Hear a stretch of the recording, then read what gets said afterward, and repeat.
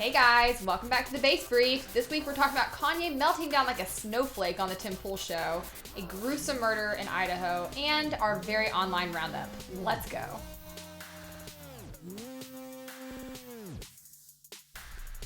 All right, Brad, how was your Thanksgiving? It was pretty good. I ate about 1 million metric tons of pie, which I love. I got to go to multiple Thanksgivings, eat tons of leftovers. Oh, it's just the best holiday of the year. You have the worst view on Thanksgiving. It's your worst take, but I have the totally opposite take. So I loved it. I had a great time. Well, I actually did love my Thanksgiving. The food is still just like subpar for me, but I got to see my niece finally. I haven't been able to see her since she was born because she kept getting sick. And so I had so much fun playing with her, but I will say, it did not change my stance on babies. A lot of people have said like, oh, once you like start playing with your niece more, you're going to change your mind. And I was like, nope, have a great time playing with her. Love that I got to hand her back. My brother and sister-in-law look so tired. They're like, we're still not sleeping. They promised us by 8 months we'd be sleeping. And I'm like, oh, good luck. So I had a great time with her. She did her first family photo shoot, which if you follow me on Instagram, you know, like my family's big on some photo shoots. And she did great. We were a little worried that she might, you know, just not bring the action because she's a baby. We didn't know if she'd cry or not be really good at posing, but she was great. She really brought her A game. And so I'm excited for future family photo shoots with her. It's all looking great. Wow, well, that's nice. Yeah, that's great. When a close friend or a family member has a baby, you get to visit with the cute baby, play with the baby, and then give it back and go home and sleep in restful, quiet bliss. So, yes. All right, Hannah. So we have got to talk about Kanye West, or he goes by Ye now. He actually formally changed his name. And Ye was on Timcast IRL, which is a massive YouTube podcast hosted by Tim Pool last night. And frankly, I watched it because it was blowing up all over the internet. It was a hot mess. It descended into chaos very quickly. Did you see this popping off last night? No, I don't watch Tim Pool, but I did see this circulating around Twitter today, and it seems like it's juicy. So I'm excited to watch the clips. Yay, everybody knows at this point that he's been going into some very weird anti-Semitic territory. He tweeted threatening to go DEFCON 3 on the Jews. And unfortunately, in this show, he kind of immediately jumped back into this same kind of conspiratorial ranting about they, the Jews. Take a listen to this first clip. But this whole, I just got to go right to the heart of this anti-Semite claim that's happening. This is something, if you read the definition, it says you can't claim that there's multiple people inside of banks or in media that are all Jewish or you're anti-Semitic. And that's the truth. Like, it's the truth. What are we talking about? And elaborate. What do you mean? You mean... I'm saying, like, I've been labeled anti-Semite, right? So there's different beliefs about our bloodlines, you know, like the documentary that Kyrie posted. And in general, America has been left ignorant and history has been changed. So when we start questioning things that question the indoctrination, then you immediately get, you know, you said debanked or what did you say happened to you or? Demonetized, deplatformed. So that was a lot. Yeah, it's, you know, just taking this kind of in the context of other things he said over time in the past couple of months, I just think Kanye is somebody who is hurting.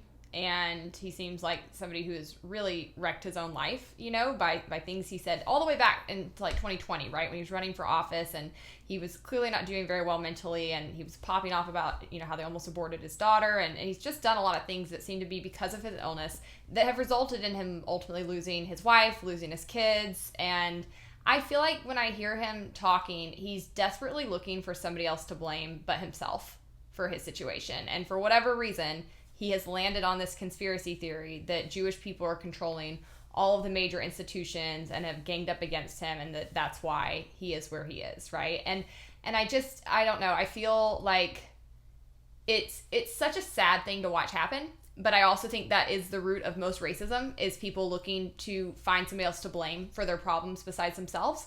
So I think it's an important learning moment for people to witness and see that this is how often kind of racist views come about. I disagree with him where he says, you can't say there are a lot of Jewish people in banking. I actually follow a Jewish writer on Twitter who wrote a whole piece on this about how, there are a lot of Jewish people in the media, and, there are reasons for that we could easily go back and trace. And, oftentimes people within families stay in the same trade, and you network within the same network groups, and you kind of get your jobs in those mechanisms. And you can explain some of this without being a conspiracy. But there's all the difference in the world in saying, there are a lot of people who are Jewish who work in finance, and saying Jewish people are evil and have taken over finance and are using it to control people, right? And he goes into that latter territory. And they don't all coordinate. It's not some cabal where they all have a secret phones that they coordinate their plans as one collective. That's the thing that's so weird.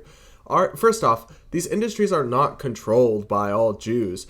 Are there a lot of Jewish people in some of them? Sure, absolutely. But they're all individuals. They're not connected in some nefarious, dark way to screw over Kanye. And this is what happens where the host, Tim Pool, just kind of gently pushes back on Kanye and says, because Kanye has had a few bad experiences where I don't know what the truth is. I only know his side, where he says his former personal trainer tried to, threatened him and said that he would have him committed and other things. So he has a few individuals in his life, in his career, who are Jewish, who he feels wronged him. And then he kind of collectivizes it in a way that I think is really unfair. And I think Tim Pool actually did a good job pushing back on. So let's roll a clip where Tim Pool pushes back a little bit. One way to put it is you're expounding upon a localization issue that you've witnessed, right? Let me clarify. There are a handful of people that you see are Jewish in a certain place, and then you associate Judaism with the power, whereas I view that as not relevant to it. Yeah, you're substantially more powerful than I am, but I don't view what you're doing as an issue of black people. Yeah, but have you ever heard the term the black vote? So it's okay to put us in one net, but it's not okay for me to put them in one net. Yeah, but So I thought Tim made a good point there. It's you can't just extrapolate from individuals to blaming them or a collective in a way that Kanye surely wouldn't want done about black people. And we would say you can't do about black people. Mm-hmm. And I thought Kanye's response to that was kind of a sidestep. It was random. He goes into saying, you talk about the black vote. And it's well, black people do tend to vote for Democrats. That is historically, percentage-wise, they do tend to make the same choice. And I think there are reasons for that as well. But it's kind of just besides the point. We're not coming in and saying black people are getting together and forming a pact to decide to all vote Democrat, right? I don't know. I didn't think that was a very logical response, or really it seemed like what Tim said just went right over his head. Yeah, and I have to say that twice in the first 20 minutes of this interview, the show normally runs about an hour and a half to 2 hours, and twice in the first 20 minutes, Kanye threatens to leave. He says, I'm going to get out of here if you don't let me speak, or if you don't, he's I don't want to have to defend myself, blah, blah, blah, blah. And I found that particularly ironic because he is saying we're not allowed to question these things. At one point, he complains that they're not allowed to question the Holocaust. And he says that nobody should be allowed to question his story. So take a listen to this clip. And right now, it's you're not going to take...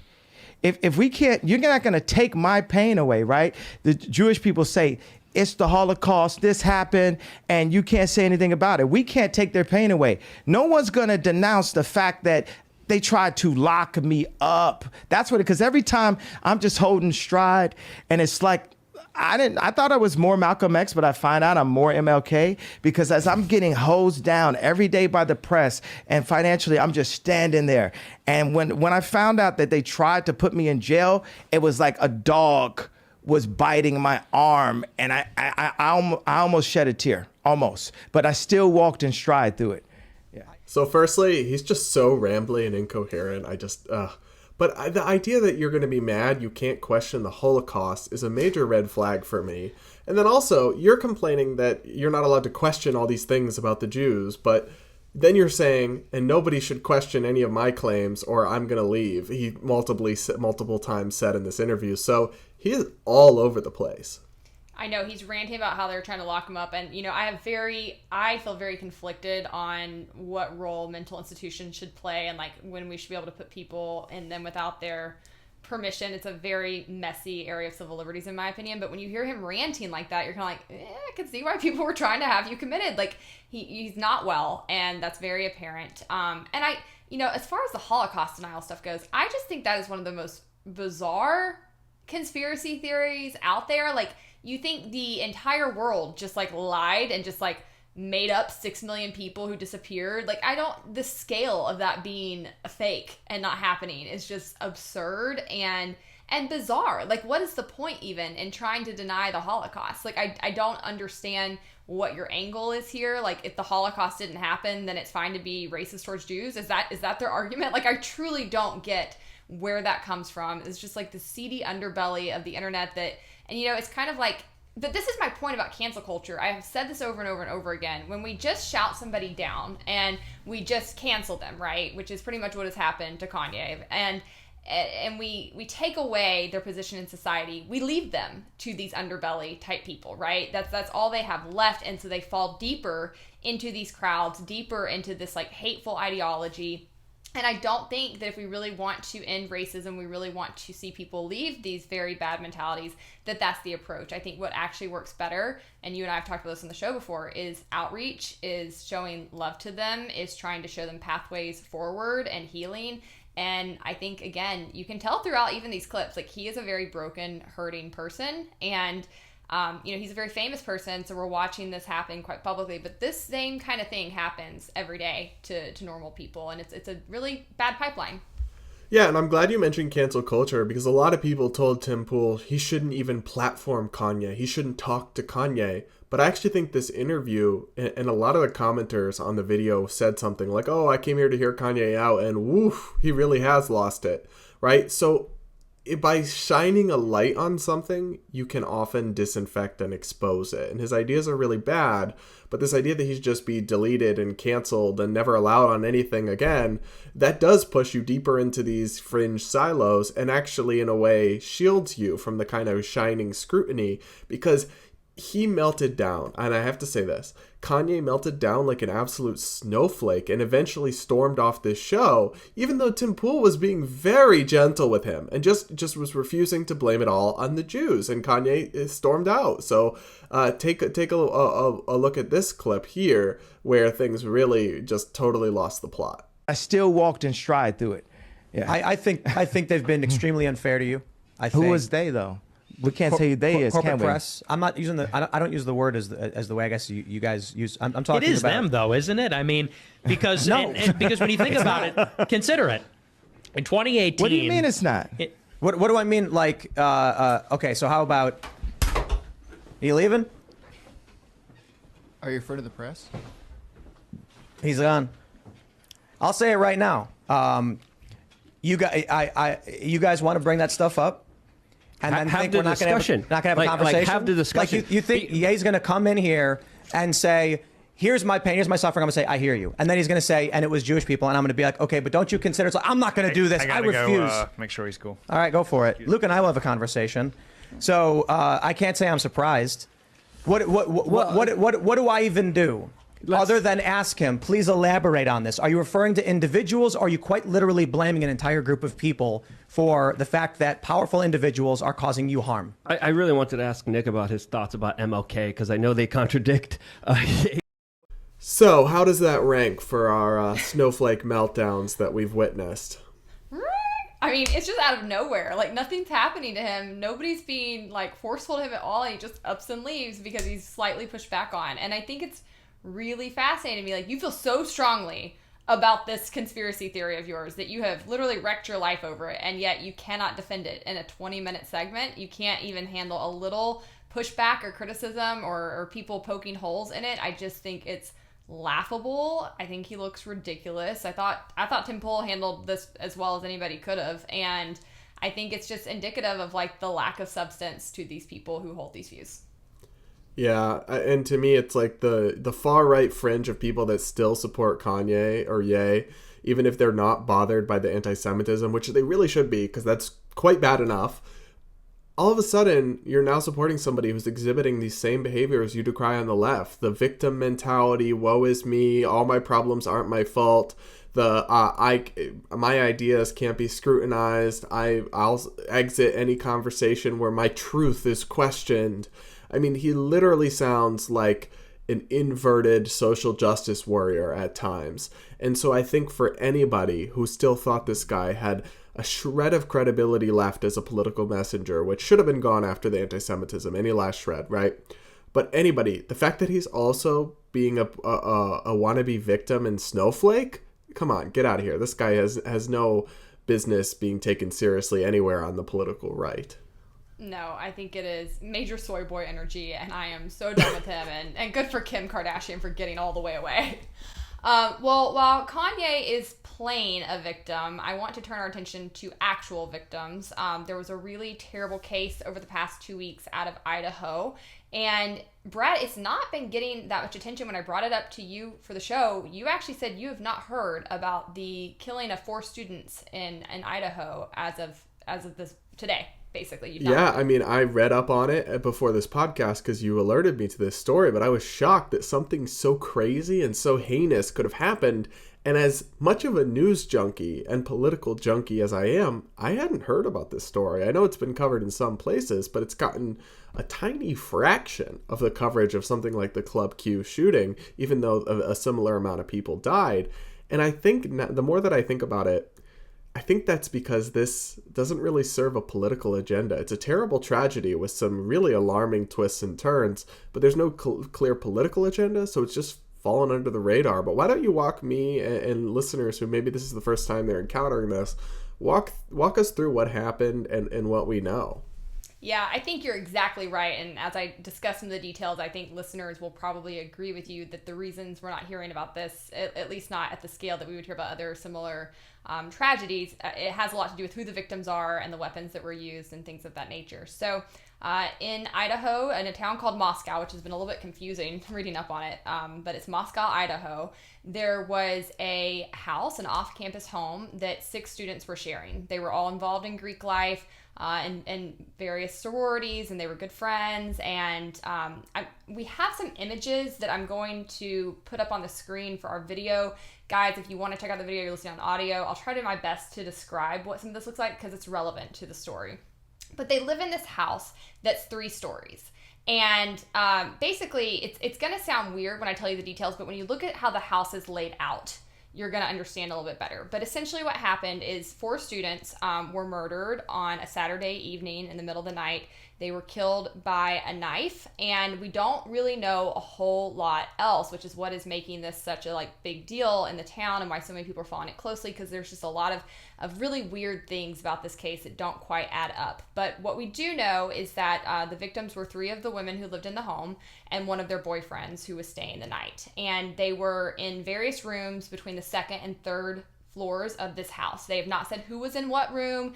They've not said who was killed first. So we don't really know a lot of these details. Cops have been very, very guarded about releasing even what would seem to be very mundane information about this.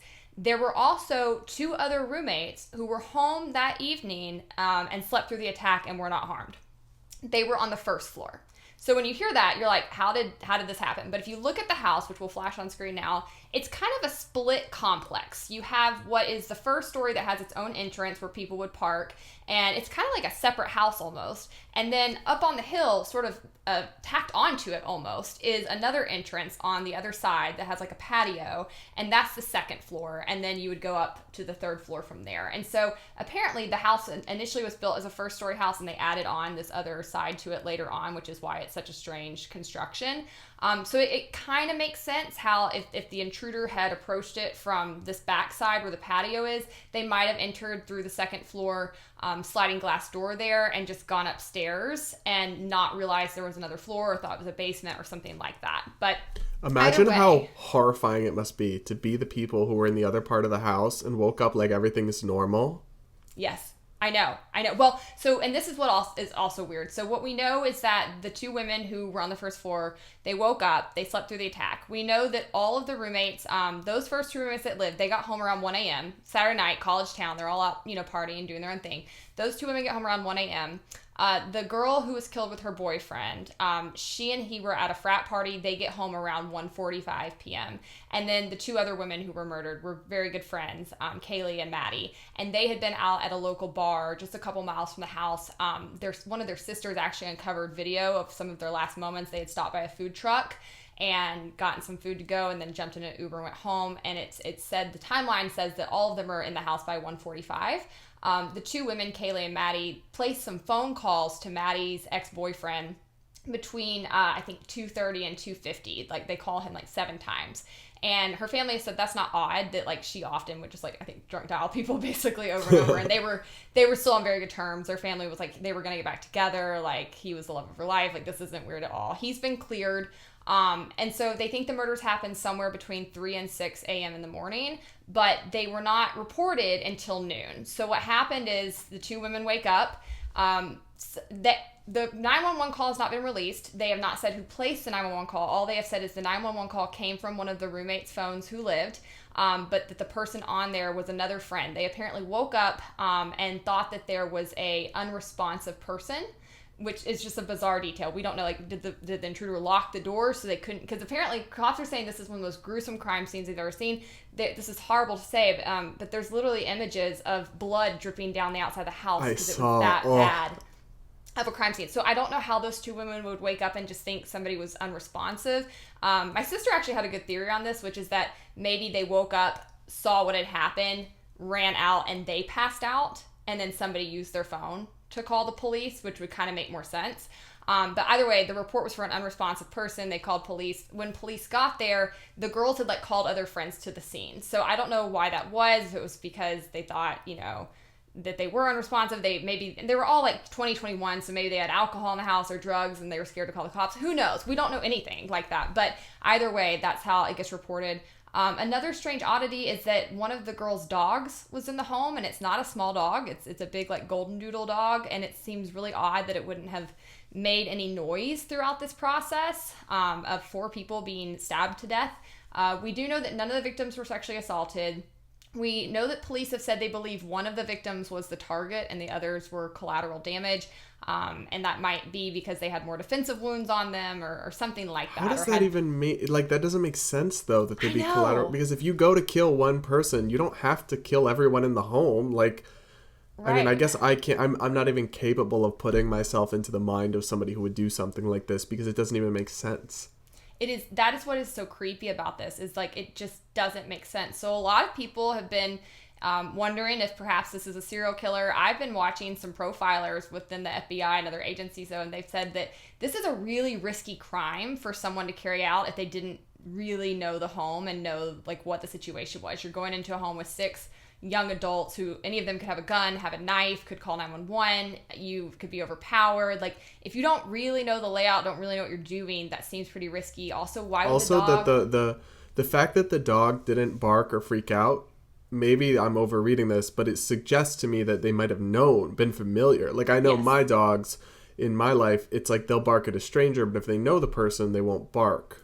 Yes, exactly. And so while the randomness of it makes you feel like it would be a serial killer, because who else would do something like this, the actual logistics of the case suggest it was not, and it was somebody that was somewhat known to them. Apparently it was a big party house. The families have said a lot of people probably had the key code entry to the house because they had people over a lot. Again, they were in Greek life, they were young people, and so it's going to be a really difficult crime scene for that reason. That means a lot of people's DNA is in the house. And you also, in that kind of a setting, you're in a college town, you feel safe, right? People sometimes don't even lock their doors, or they'll just have a casual approach to these things and give out the code, because you really do feel safe in places like that, because by and large, you are. And yet the idea that something like this would happen kind of shatters that, and it's really crazy. Yeah, they haven't had a murder in the town, I think I saw, for 7 years. So this is very much an outlier. It's very scary. A couple things we do know, the cops have cleared both of the other roommates from being involved. They've cleared the ex-boyfriend I mentioned. They've said it was not a murder-suicide, so none of the victims were the perpetrators. They have cleared the driver who drove them home that night. They've cleared a man who was seen in the food truck video with them. So they've ruled out some people, but they really have not in any way tipped their hat towards what they know. And as a whole, police have looked really incompetent in this process. Obviously, just the fact that so many people Shocker. were at the crime scene, the morning that it was reported, like that initially makes it very difficult. But like they let like a whole dumpster get taken away before searching it. They did not measure the tire tracks in the driveway until like 4 or 5 days later. Like just some very obvious missteps that you could observe as an outsider watching them conduct this. And they have immense resources. I think they've been given over $1 million. They have a lab on the scene to test more DNA more readily. And this kind of crime, it's a false perception that crime scenes always have as much DNA as CSI or, Law and Order would lead you to believe. They do. DNA is actually only present in about 10% of cases or less. But in this kind of case where it's a stabbing, you are more likely to have more DNA because, if you're holding this is so graphic, but if you're holding the victim and stabbing, like you could have wounds on the perpetrator's hands and things of that nature. There's just a lot more blood involved. So you would think that they would have a lot more evidence. They have reportedly been getting thousands of tips, people turning in like their Ring video cameras, just trying to do anything they can to assist. But it really does seem like they're muddying it. The cops have given very inconsistent information and statements. Like they first came out and said the town didn't need to be worried. This was a targeted attack. Other people were safe. And then literally 24 hours later, they came back out and they're like, actually, no, probably be vigilant. There was a dog. This is so awful, but there was a dog that was found skinned in the neighborhood a couple days before this happened. And so a lot of people have said like, what? A lot of people have been like, that's probably connected. If you're going to go, you don't just go, a normal person does not go from being a normal person to stabbing 4 people to death, right? That is an escalation, and this person has definitely done other stuff in the past, and often serial killers or murderers, like they practice on animals before they escalate to humans. And so it was a little dog. They just really didn't handle that piece of evidence very well. There also was another murder across the border in Oregon, I believe, that had some similarities. People were wanting them to look more deeply into. But as a whole, they don't seem to have it together. They keep giving conflicting information in their statements.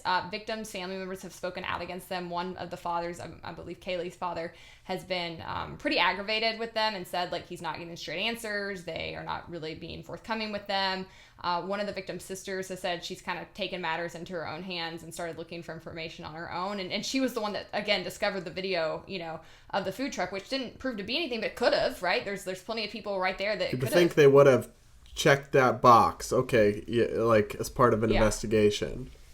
Yes, exactly. And so as a whole, like people are just really losing a lot of confidence, and I get it, but I think it's important that people understand that this is actually pretty typical. Most violent crimes are committed by somebody who is known to the perpetrator, and that's just because most things are things like domestic violence or like workplace disputes or something like that. It's pretty rare to just have a random attack, but when you do, cops are really, really bad at solving it. I mean, they don't have the capacity and competencies and tools that many people believe that they do. We're still pretty regressive in our ability to actually get in there and solve something like this. And so I'm really hoping this case does not go cold, but the reality is there's actually a big likelihood, even when they have this amount of money and this amount of attention on it, just because they really, they don't always have their act together very, very efficiently. And so as a result, the University of Idaho is actually letting students go remote. They're not making them come back to the campus, which is good because I would definitely not be heading back there if I were at that school right now.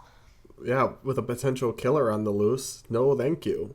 Yeah, absolutely not. But yeah, all that, sum it all up to say, I think because these were 4 white victims, because it was a knife that was used in the attack, I think that's why you're just simply not seeing the media circus around this that you've seen around other, bad tragedies. And I hate that for the victims and their families. I hope that they are able to get some sort of, I don't think closure is a real thing from my time working around victims. They have always told me that's a facade. You can't get closure, but I hope they get some accountability, some answers in this, because it's just a really horrific crime. And it's important that we find who did it so that it doesn't happen to anybody else. And I think that's where police resources should be going.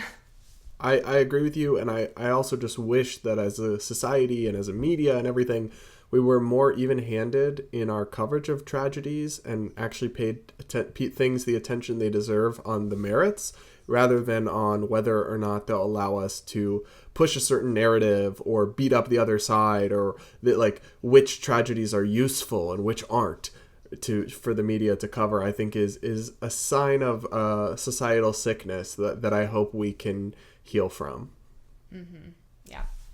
So let's set that somber topic aside for now and transition into our very online segment. First item I want to highlight for folks is some pretty crazy footage from China, of the Chinese media's coverage of the World Cup that's happening right now. So in China, they only have state media, they only have government media, and they are also, as we've talked about elsewhere, Hannah's covered for Based, they're still doing these insane zero COVID crackdown, lockdowns, lock people in their homes, all sorts of crazy COVID zero stuff happening over there. So in the World Cup coverage, they're actually blurring out the audience because they don't want Chinese citizens to be aware or realize that the rest of the world is no longer forcibly masking. So that the World Cup fans, most of them aren't wearing masks. So on these videos from China, which will roll in the video version of the podcast, but if you're listening, just imagine it's showing the goals and the gameplay and the highlights, yet the audience and the whole background is all blurred. They're literally censoring reality to keep their people in intellectual chains and deprive them of knowledge of the outside world. It's in order to make sure that they accept their totalitarianism.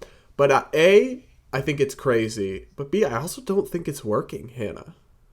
I mean, I was going to say, I wish I could talk to somebody who formerly lived in China and just ask, what that's like being there. Because surely if you are, I'm just putting myself in their shoes, but I would think I would be like, why aren't they showing the audience? Probably there's something, I don't know. I feel like you'd be somewhat aware of those kinds of antics at this point that they use, but maybe not. And, but I think as a whole, you're right. They are starting to become aware of, at the very least, that what China is doing to them as far as lockdowns go is totally unacceptable.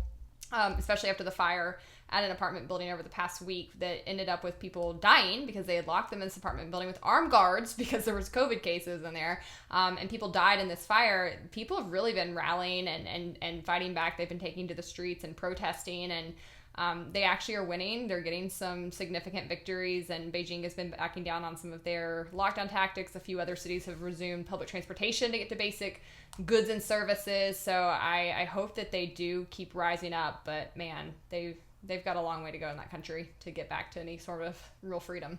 Yeah, and I think it's another kind of the takeaway is also about press freedom and not just these other countries where all they have is state media and there's not a separation between the press and the government. It quickly becomes this kind of thing where they can censor reality because they control all the social media.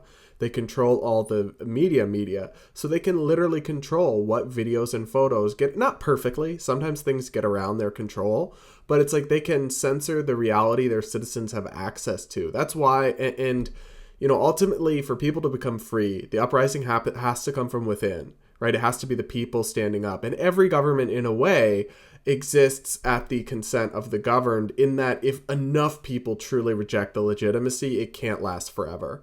But that's part of how they keep people content or keep them enchained to the status quo. Like in North Korea, for example, the extremely poor essential serfs that work in this kingdom in their rice farms and stuff, they think the outside world is something totally different than what it actually is because they only have access to very limited state media and information. And this is kind of a small example of that, but it shows why the free flow of information is so important, because when people have open access to information and ideas, they won't stay in chains, metaphorical chains, for very long. Yeah, and I think that leads us perfectly to another segment I want to talk about, because that is ultimately what many people here in the U.S. want to achieve. They want to be able to have control of social media platforms and of the narrative, and they've been working diligently to get that. I want to play this clip of a reporter at the White House. Let's roll this. Elon Musk says there's more and more subscribers coming online. Are you concerned about that? And what tools do you have? Who is it at the White House that is really keeping track of this? So look, this is something that we're certainly keeping an eye on. And okay, so basically you have this reporter essentially asking the White House press secretary what tools they have to suppress free speech on Twitter. She's making this whole comment about how, Elon Musk owns Twitter now, and basically he's not censoring things as much as they used to, and are they worried that it's going to be a vector of disinformation? And Elon says a lot more people are coming online, and so what tools do you have to address this? And what's ghastly to me is that the White House press secretary, who is, she's got to be one of the worst people to ever hold this position. It's just constantly a word salad. But she basically just says, yeah, we're on it.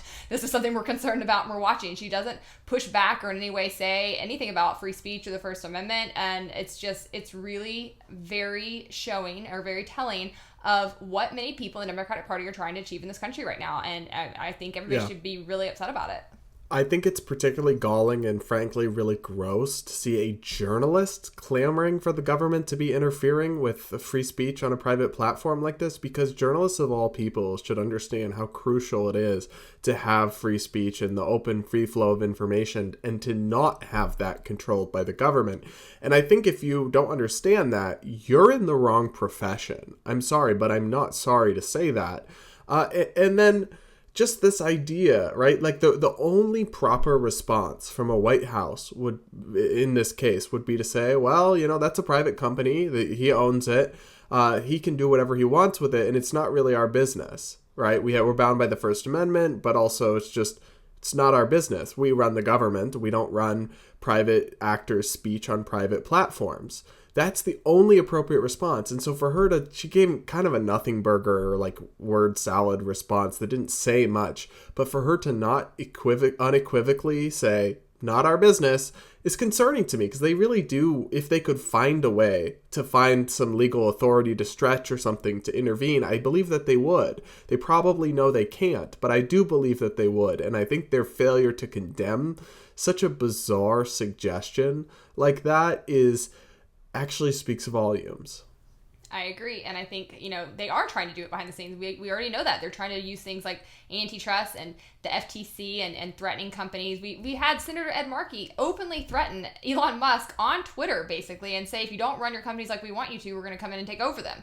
It's outrageous. So, they know they don't have the ability, on its face to do that, but they're certainly trying to find loopholes and ways that they can pressure business owners behind the scenes to essentially get the same effect. So I'm this administration, man, it's a doozy. But speaking of Elon Musk, we have another thing we want to go to. Elon recently posted a picture of his bedside table, and on it there is what appears to be a picture from the American Revolution, several guns, and a bunch of empty Diet Coke non-caffeinated cans. And this really set the internet into an uproar, it seems. People had strong feelings about this image. I do. I have strong feelings about this as well. So for folks who can't see this, we'll put this up on the video, but in the audio podcast, he has two guns. And I'm probably going to make an ass out of myself here because I don't know much about guns. But one of them is like a old, like maybe flintlock pistol, like looks like Revolutionary era. And then one of them is like a modern revolver, it appears. You tell me if that's right, Hannah. Yeah, I thought that was a pretty good guess, actually. Okay. But so he's got his little George Washington thing with his old archaic pistol, which is interesting to have that on your bedside table. But hey, I'm here for it. And then he's got his revolver. I'm all about it. I'm not sure that you should just sleep with that out on the counter of your bedside table. That's a little odd. Hope that none of his kids are there. I'm going to give him the benefit of the doubt and assume that whenever his kids are around, he safely stores his firearms. But the real thing I've got to talk about here are two things. One, it is the most chaotic Elon Musk thing that he has four cans of Diet Coke, and none of them have coasters. And also, I have to say, Diet Coke is disgusting. Drink real Coke. It tastes fake, it tastes artificial, and it's not making you skinnier. I'm sorry, it's the fake sugar, hits your veins and gives you more cravings later, and you end up eating more. It's a total myth that helps you lose weight. Just have the real stuff and have it in moderation. gosh, Diet Coke is a scam and it's gross. And I'm sorry, but now I'm seriously calling into question whether I can continue to like Elon Musk after knowing that he's a part of the Diet Coke cult. It's not even just Diet Coke. It's non-caffeinated Diet Coke. Oh, I didn't see that. What? Because it's the gold can. That's homophobic. I haven't even seen that since my grandmother was alive. Like, I didn't know those still existed. And they're horribly nasty. I'm not a soda drinker because I like to be skinny. But if I am, like, a solid Coke, right? Like, a solid Coke is what I would go for. I've never understood the Diet Coke craze or why people think that in any way makes them skinnier. But something about Diet Coke is in and of itself especially addicting, because the girls I knew in college that were Diet Coke girls, they were like on the like pipe 24/7. Like, they had to have a Diet Coke with them. I was like, are you okay? And I've heard people talk about having to like get off Diet Coke, like literally like quitting alcohol. It's like an addiction. My mom is a Diet Coke girl, and she's, I wouldn't say quite that addicted, but it's like it's a real thing for her. That's like a sweet guilty pleasure. That, yeah. I don't know what they're putting in it, but it's sus to me. So no, absolutely not. I also just say he's so weird. Like, he just shit posts on Twitter. Like, he just posts a picture of his bedside table, gets almost 1 million likes. Like, this dude, I don't know. He's been acting pretty strange lately, and I question seriously some of the decisions he's making at Twitter. But I don't know. He's got that Trumpian energy of just like absolute chaos in the throwing random things out into the internet. And as a content creator, I appreciate it because we have a never ending source of things to react to and talk about. I'm entertained. I like him. He's all over the place, but he's a great time. Okay, so for our next segment, I want to show you a clip from a YouTuber who is named Pearl. And I didn't really know her. Logan actually sent me this clip. She's apparently like an anti-feminist and trad girl on YouTube. And this clip, man, is a doozy. So I want to play it, and I can't wait to get your reaction, Brad. So let's roll it. None of us in here can be considered traditional women. And back then, an average guy could get a traditional woman. And now what does he get? He gets a boss bitch, a boss babe, a girl that's been ran through. He gets an ex-hoe. He gets a born-again virgin. Like, what do this I is, get? as women, this is what do we get? We still get protection and provisioning. Are you sure? And the average salary, but here's the thing. The average salary could cover an apartment. But the thing is, like, women, we want this lifestyle that's not even realistic nowadays. Like, we want men that make more than we do, and we want them to pay all of the bills. But it's like, we all have our nails done. We have, we get our hair dyed. We have makeup. We have all of this stuff that costs money because we want this lifestyle. And I've had girls come on my show, and I say, would you date an average guy for companionship? But you would have to go down in lifestyle. And they say, no, we're addicted to lifestyle. Okay, Brad, I have a lot of thoughts on this, but I want to hear yours first. I don't love the description of women as having been ran through. I also feel like there's lots of generalizations going on here about what women want and women, and it's like, well, actually, I think they want different things. I think they're individuals. I don't know. I'm kind of left a little speechless by all that. That was a lot. That was a lot. It's so much. When Logan sent it to me, I said, this might be the most pick-me girl energy I've ever come across in my life. Like, I didn't know who she was at all, but I was like, this girl desperately wants men to like her. I thought it was really just absurd across the board. I mean, yeah, first and foremost, just to like be so demeaning towards women, to say they're ran through and like that somehow like hurts their value if they've had sex with multiple people, as if men. No, she would never say that about a man who's had sex with lots of people. Right. It's never. Like, it's such a double standard, and it's just, I don't know, it's such a like, who cares if you're still hung up on that kind of thing in 2022? Like, I think you need a better value system because there's a lot more to people than who they've had sex with. Like, so. And also, like, this idea that they're permanently damned. I think that promiscuity in general is not good because it's not good for you. Like, it's not really going to make you happy, but it's not as if you're somehow worth less as a person or you're like damaged goods because you've had a promiscuous past. I don't know. That I really don't like that framing of that. And we would never apply it to men. We really just don't at all. Such a double standard. And then I also just thought she was like dead ass wrong in her assessment of how women are in the world. Like, first and foremost, women are predominantly working these days. They're not looking for men to pay their bills. They're not looking for men to take care of them. And they're achieving the standards of living that they are achieving on their own backs. So why should a woman have to lower their standards or their quality of life, which is what she's advocating there, right? She's saying, like, you should basically lower your standards, be willing to accept a man who, like, brings a lot less to the table than you do, and that it's just women have, like, gotten addicted to a lifestyle. And it's like, well, if they've earned a lifestyle that they want and enjoy, what is wrong with that at all? And also, like, we should be asking, why can't men keep up? I think that's a real problem that we're seeing increasingly in society, where women are getting more degrees. They are starting to become higher income earners. They are often better with their money. And I think we really need to have some serious conversations about why men are falling behind in some ways. Because it is not a good thing for society to have that unequal kind of matching, right? Like, it does make it very hard because, you know, human nature and just evolution sort of does say that women want somebody who's an equal or a provider or somebody who, you know, can hold their own. Like, I have to be honest, I wouldn't date a man who made a lot less money than me.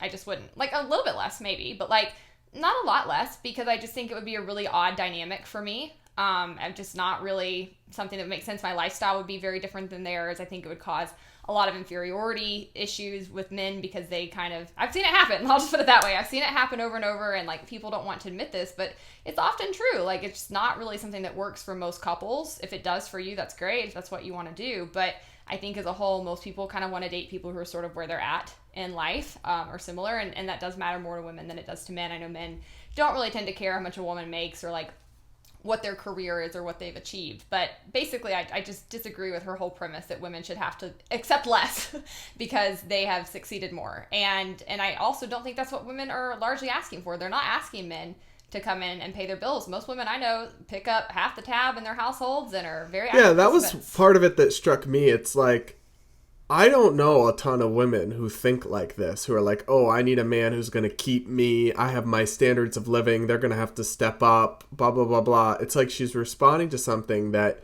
maybe exists still in some circles, but doesn't apply to most of the women I know who want an equal partner in life and are not looking for somebody to be their sugar daddy in this way that she seems to be styling the modern woman as still doing. I mean, maybe, I think some of this is echo chambers, and maybe there's a certain, like, social media echo chamber of glitz and glam influencers who are like this. I don't know, but I just don't get that vibe from most of the women I know in real life, that they're looking for, they have all these high tastes and they're looking for a man to keep up, and they're so materialistic. I really don't get that. Also, when she was kind of trying to say women are materialistic because they want to get their nails done and do their makeups, like, they do that for men. That's a beauty standard men require, that men want women to look a certain way and to have a certain aesthetic. And so, like, a lot of women do feel pressured to do that to attract men, and that's very expensive. So, I mean, the money's got to come from somewhere. Like, I don't know. Again, I thought this was major pick-me energy. It just wasn't really grounded in reality. And it's kind of funny that you see a lot of men responding to these kinds of videos, like, getting amped up by it. Like, yeah, that's right. Because she's basically giving them an out, right? And I see that online a lot, where men are basically telling women, like, you need to lower your standards. You need to humble yourself. You need to, like, you know, there's this video that was circulating that was telling women, like, if you want to date a man who's 6 foot and is not obese and makes over 6 figures, your chances are 5%, you know, based on the population. So accept less, basically. And, you know, I think if somebody's being superficial about some of this, like, yeah, like, does it matter if your spouse is over 6 foot? No, but, like, I just don't like this premise that women consistently are told online they need to have lower standards instead of telling men to, like, pick it up. Yeah, I think people in general, not just women, but people have to, like, I do think there's some validity to the height thing. Like, people, but it goes both ways. The same, there's men who are like, well, I don't want a woman who's anything less than a C cup, right? It's like, people need to not treat these, like, single things as the deal breakers that they treat them, because online dating especially has given a lot of people this illusion of unlimited options that doesn't actually exist. And so then they have these super unrealistic standards. I have friends who are single who are like this, and they're constantly swiping left on everyone because they don't check one of the boxes. And it's like, maybe if they'd met them in real life, they'd hit it off and then say, oh, okay, whatever. She's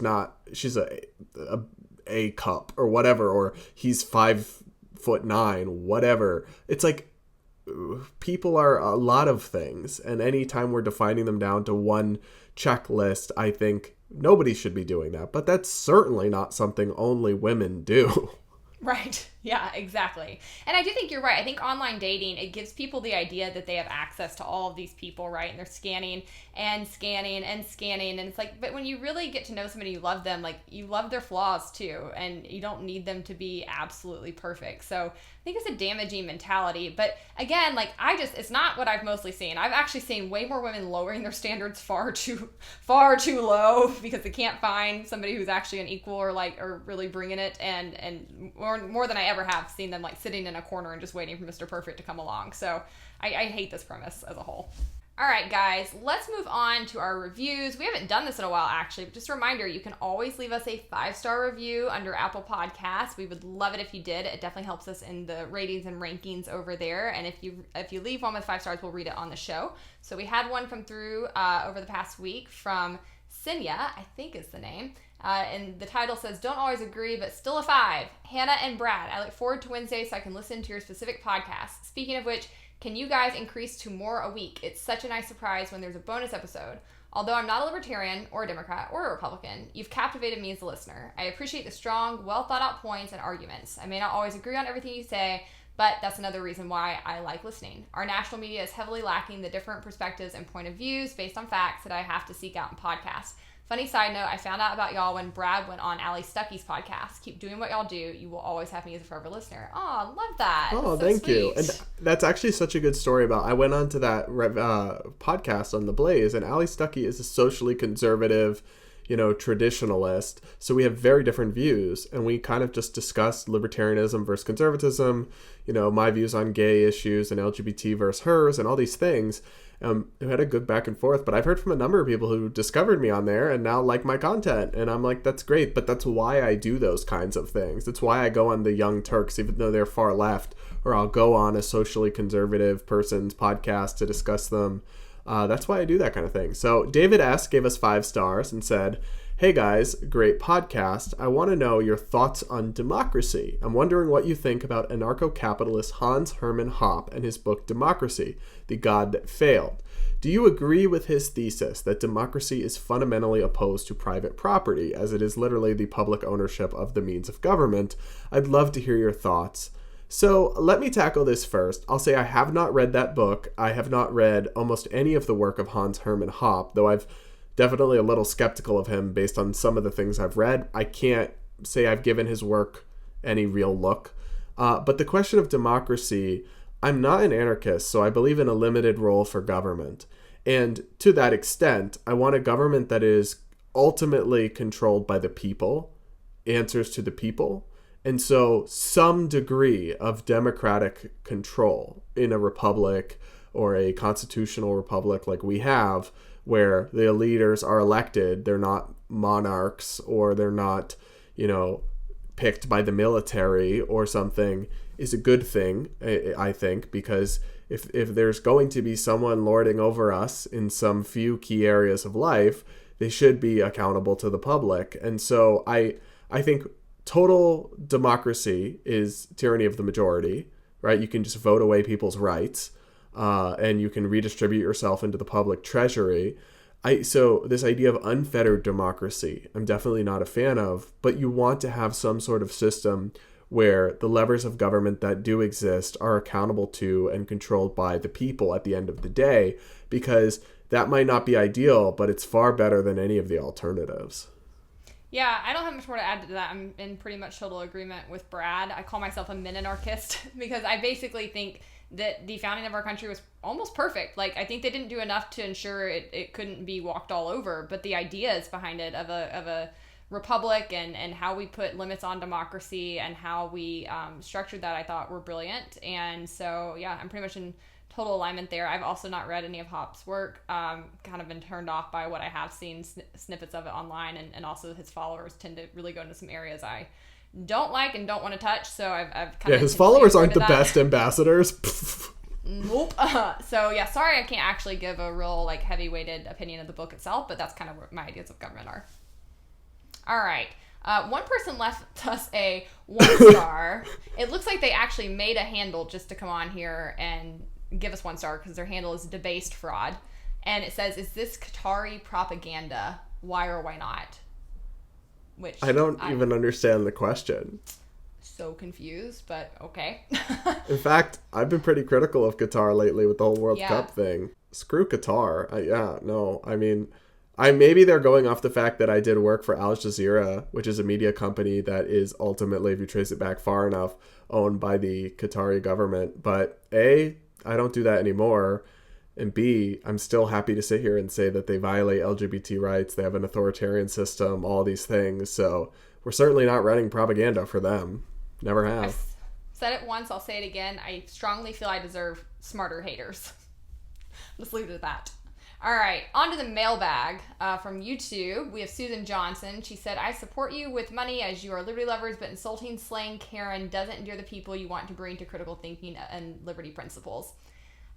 Sorry, Susan, but I disagree. I think Karen is hilarious. I think it's a great descriptor. I know that because it's a common name for many people in a certain generation, it can feel a little personal, but I don't think Karen's personal. I think it's a good descriptor of and it's not actually about women. It's not a stereotype because it's a mentality. Like, I tell my boyfriend when he's complaining about something and he's said, should I go talk to the manager? I'll say, don't be a Karen, because it's not about women. It's not a derogatory thing for white women because we're describing a behavior.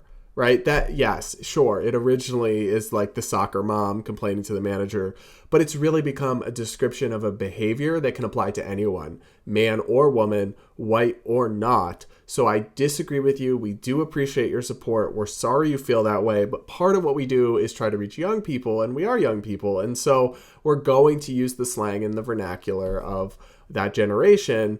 And we're really sorry if you don't always love that, but that is where we're coming from, and I don't think we're really going to change. So, all right, Kunal said, I might disagree with Brad about some stuff, but something he said in this clip was truly awful. This is referencing my discussion of the World Cup in the last podcast. The World Cup makes millions of dollars, and the players get paid millions of dollars. All fans want from around the world is to see their team do the best they can do to win. The idea that the captain is supposed to take a penalty, a yellow card, like I said, to make a political statement goes against the whole concept of professional sports. It's one thing to take a personal hit like the Iranian soccer team did, but to put your team at a disadvantage, that's not in the job description. You call yourself a soccer fan, blah, blah, blah. Why does every single thing in our society have to be soccer, be political? We are guests in Qatar. You don't have to agree with their culture, but we should be respectful and not use this entire event to criticize them. Sorry, I'm about to go off. Go off. It's not politics to say that migrant workers shouldn't be treated as slaves and killed by run into the ground through slave labor to build stadiums for a tournament. It's not politics to say that gay people shouldn't be given the death penalty. These are basic questions of human rights. They're not political or partisan. I do generally agree that we should try to avoid those kinds of things in sports but like, we're talking about an authoritarian nation hosting a global honor, receiving massive economic stimulus and PR because they decided to do it here. A decision I strongly disagree with.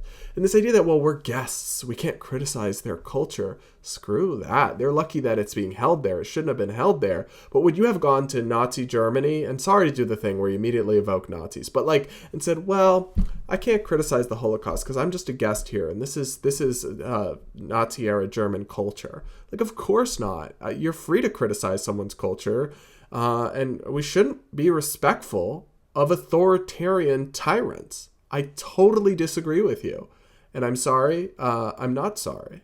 Yeah, that's my point of view on all that. Mic dropped. Totally agree. I think that's right. And I think it's kind of silly when people say, keep politics out of, culture, basically, right? Keep it out of music. Keep it out of entertainment. Keep it out of awards ceremonies. Keep it out of sports. It's these are world stages. They're tremendous platforms. It's a great place, I think, for politics and to make important statements. And I think that culture is hugely impactful on politics, on basic human rights, as you've mentioned. So I completely disagree, and I don't know why it bothers people so much to have them merge. And I think it really just comes down to a lot of people not wanting to actually have to think And sorry, it's not my job to make sure you're coddled. I think it's way more important to make sure that we are overturning injustices and oppression than it is that you have a politics-free soccer game. So I just totally disagree with that comment. All right.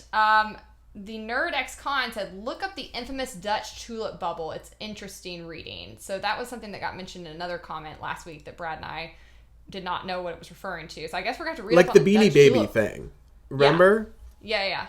So we're going to have to read up on that. I still don't know, but apparently it's very interesting. John said El Prez, referring to Dave Portnoy, will never be canceled or taken down, but keep trying, LOL. Yes, I think that's true. I do think some people are uncancelable, and when part of your persona that you build is being a crass, offensive, shock jock sports guy, it's a lot harder to cancel you when that's kind of what people were signing up for when they started following you.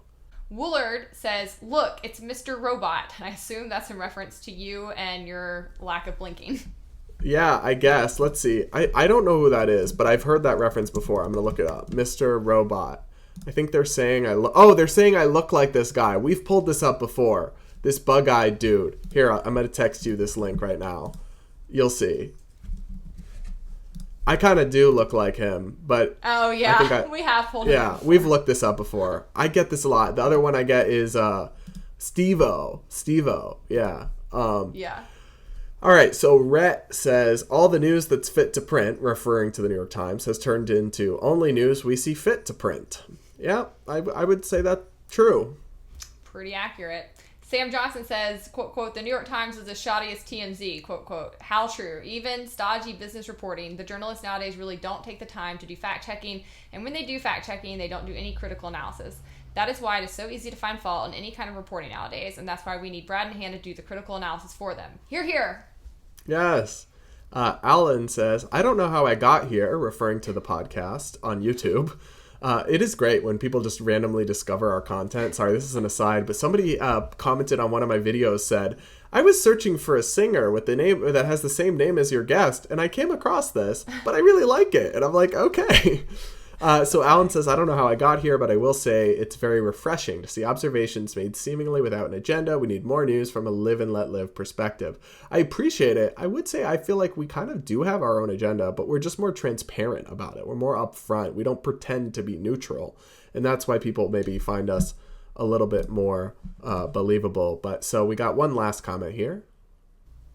All right, this is from HB, and they say, I agree that you can't separate abortion or choosing to not have kids from economics. I'm not pro-abortion, but I'm not anti-abortion either. I also agree with you that women will opt for abortions when they have little to no support network. Yeah, I think, and that's why I've always said, I don't believe in abortions, but I think the way to actually cut down on abortions is not through government, but rather through charity and ensuring women have the economic and just like actual support systems around them that they need to have a kid. Because like I said, I was watching my brother and sister-in-law with their baby, and even just the two of them, like, they're so tired.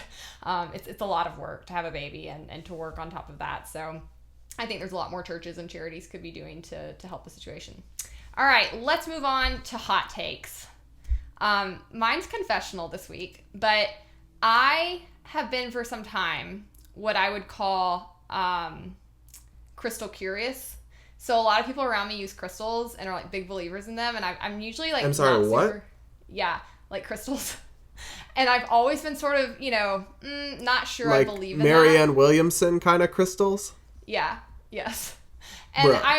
I know. I still don't know if I believe in it because I'm very, like, grounded, but I have to admit I got this crystal at the store the other day. It's this heavy, like, weighted piece of copper, and I love it. Like, it is the most calming thing to hold in my hand, and maybe it's just, like, I needed a stress stone. I don't know if it's actually, like, powerful or if I just, like having a little fidget toy, but either way, I'm obsessed with my crystal, and it'll be traveling with me from now on.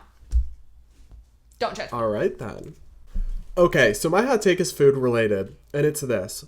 Some people I've seen at different Thanksgivings over the years make this thing where they mix sweet potatoes with marshmallows in like a casserole. I think that is revolting. I don't love sweet potatoes, but alone they're fine, but mixing them with the mushy marshmallows that are cooked, it is gross. I don't know how anybody views that as like a special holiday delicacy or anything. You couldn't pay me to eat that. Yeah, it's a little too much sugar for me. I'm not a big sweets person, but people do seem to love it. I've seen it all over as well. All right, guys, that's a wrap. Thanks for tuning in. We hope you enjoyed the episode. Be sure to leave us a comment, leave us a review, and until next week, stay based.